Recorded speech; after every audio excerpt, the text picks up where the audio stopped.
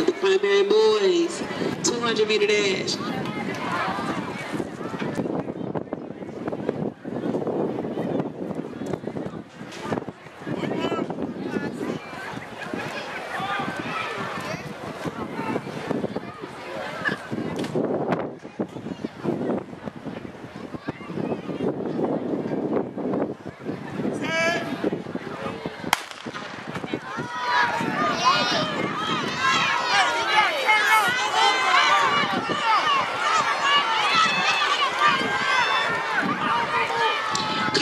This is just a reminder, there will be no 4x400-meter relays in the primary division. The primary girls and boys will be running the 400-meter relay.